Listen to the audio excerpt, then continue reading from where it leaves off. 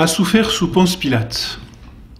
Comme nous l'avons vu dans la précédente leçon, Pilate livra Jésus aux Juifs pour qu'ils le crucifient. C'est Pilate qui avait le droit de mort sur notre Seigneur, et en le leur livrant, Pilate condamne notre Seigneur. C'est assez extraordinaire cette façon de faire. Pilate reconnaît à la fois que notre Seigneur est innocent, il clame son innocence aux yeux du peuple, et en même temps, en se lavant les mains, Pilate livre Jésus pour qu'il soit crucifié, et donc finalement le reconnaît comme coupable. C'est un étrange paradoxe qui manifeste bien, hélas, la lâcheté de Pilate. Lâcheté telle que le nom de Ponce Pilate restera pour toutes les générations. Il est vrai que déjà pour Sainte Marie-Madeleine, quelques jours auparavant, notre Seigneur avait dit en montrant Sainte Marie-Madeleine, « Cette femme, on en parlera jusqu'à la fin des temps. » Mais là, le nom de Ponce Pilate lui-même se trouve dans notre credo, de telle sorte que chaque fois que nous récitons ce credo, qui contient tous les articles de foi, nous nommons Ponce Pilate comme celui sous lequel notre Seigneur a souffert et est mort. Il est d'une part un repère chronologique pour bien montrer l'historicité de cette passion. Elle s'inscrit dans l'histoire et elle s'inscrit très concrètement dans l'histoire. C'était sous le règne de Ponce Pilate. Mais non seulement cette mention de Ponce Pilate manifeste l'historicité de la passion, mais aussi il manifeste que c'est Ponce Pilate qui a livré notre Seigneur pour être crucifié. Les Juifs s'emparent donc de notre Seigneur.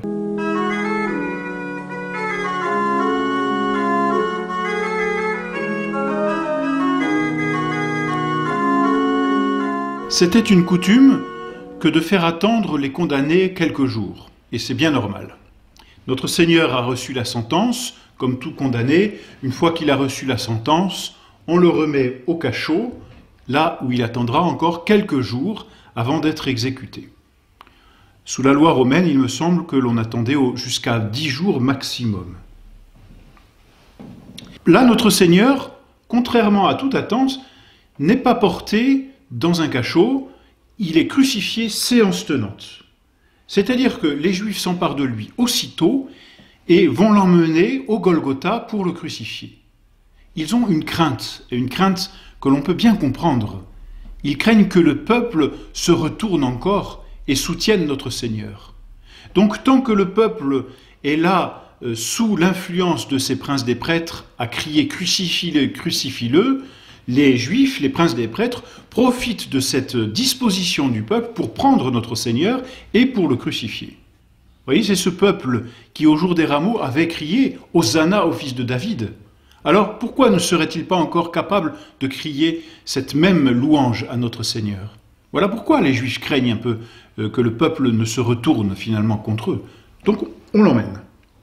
Alors, on lui enlève le manteau de pourpre, puisque c'est Pilate qui l'avait revêtu de ce manteau de pourpre, pour se moquer de lui, et puis pour le présenter, n'est-ce pas, aux Juifs, comme le roi. La pourpre signifie justement la couleur royale. Alors les Juifs lui enlèvent ce manteau de pourpre, qui certainement ravive encore ses blessures, le revêtent de ses vêtements ordinaires, c'est-à-dire ils lui remettent sa tunique, et puis ensuite on lui donne la croix. On lui laisse la couronne d'épines, ce serait trop difficile, et peut-être pour aussi se moquer de lui, donc on lui laisse la couronne d'épines, et puis on lui donne sa croix. Alors, la croix, ça n'est pas l'ensemble de la croix. Les croix sont représentées sous la forme d'un T. Notre Seigneur ne va pas porter la croix tout entière. En fait, la croix est véritablement composée de 2 morceaux. Le morceau vertical, que l'on enfonçait dans la terre, et puis le morceau horizontal, qui se fixait sur le morceau vertical, et qu'on appelle le patibulum. Ce morceau vertical, c'est celui auquel on cloue les mains des condamnés. Alors notre Seigneur, comme d'ailleurs les condamnés à mort, ne porte que ce morceau vertical. C'est-à-dire que notre Seigneur prend ce patibulum, et probablement on l'attache à ce morceau, il le prend sur son épaule, et puis il va gravir le chemin de la croix, le chemin du calvaire. On en profite pour mettre avec lui 2 témoins. Notre Seigneur est rabaissé au rang des malfaiteurs, parce que ces 2 témoins, ce sont 2 larrons.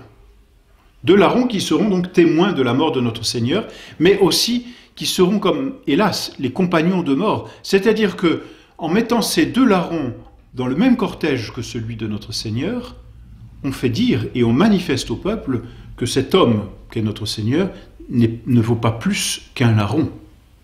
Notre Seigneur est vraiment rabaissé au rang du voleur. Alors on fait sortir ces 2 larrons, on leur remet à eux aussi le patibulum, on les attache. Ces 2 larrons étaient en prison et attendaient justement entre la sentence et la condamnation. Donc ces 2 larrons n'ont pas subi tout ce qu'a subi notre Seigneur Jésus-Christ. Ils sont, si je puis dire, plus frais que notre Seigneur et donc peuvent porter aisément leur patibulum, leur croix. Donc on prend ces 2 larrons, notre Seigneur est là, il y a les 3 croix et puis on forme le cortège. Alors le cortège qui va aller au Golgotha est composé d'un crieur qui se situe devant, avec une garde romaine aussi qui ouvre la voie, et ce crieur porte l'écriteau, ou du moins dit à voix haute et manifeste à tout le peuple qui se trouve là autour la raison de la condamnation, la sentence. Donc il y a ce crieur, il y a les soldats, ensuite derrière ces soldats il y a des hommes et puis ou des enfants même, enfin des hommes disons qui portent les clous, qui portent les cordes, qui portent les marteaux, qui portent aussi, on le reverra, l'huile, le vinaigre, pardon, ce mélange que l'on donnait aussi aux condamnés juste avant la crucifixion. Donc tous ces porteurs, si l'on peut dire, d'instruments de la crucifixion sont là. Et puis ensuite, les larrons, notre Seigneur, tout autour une garde, et derrière encore une garde. Et c'est ainsi que ce cortège s'avance finalement comme une procession. Et notre Seigneur est là, mais non pas comme le roi de la procession, ou plutôt si, mais un roi auquel on ne s'attendait pas. Notre Seigneur est là comme la victime de sa procession, comme l'agneau que l'on mène à l'abattoir. Et notre Seigneur suit ce cortège. Il n'a pas le choix. Et alors commence ce que l'on appelle traditionnellement le chemin de la croix, ou la Via Dolorosa, la voie douloureuse, littéralement. Ce chemin de la croix n'est pas très long en réalité. Difficile d'établir exactement combien il faisait, mettons entre 700 mètres et 1200 mètres. Voilà. Donc pour un homme en bonne santé, 1/4 d'heure de marche. Mais pour notre Seigneur, ce sera plus long. Il est fatigué, il est épuisé de tout ce qu'il a subi depuis son agonie, jusqu'au couronnement d'épines, en passant par la flagellation. Donc le chemin de la croix sera douloureux, difficile. Alors ce chemin descend de la ville, d'où notre Seigneur part, c'est difficile à dire. La thèse traditionnelle consiste à dire qu'il part de la forteresse Antonia, qui se trouve au nord de la ville, derrière le temple. Et là, donc, il redescend vers l'est, au nord-est, mais du côté est, pour prendre la route qui va vers Emmaüs. D'autres disent qu'il est un peu plus à l'ouest et au centre-ouest, si l'on peut dire, de la ville, au palais d'Hérode. Bon. Quoi qu'il arrive, notre Seigneur donc descend de la ville, et puis va chercher cette porte d'Emmaüs, c'est-à-dire cette porte qui fait quitter la ville de Jérusalem en direction de l'ouest vers la ville d'Emmaüs. Et notre Seigneur donc emprunte cette petite route et là, un peu plus haut, un peu plus loin, pardon, il remonte très légèrement et se trouve au Golgotha. Le Golgotha se trouve à proximité de cette route, mais il fallait encore monter. Voilà donc le chemin.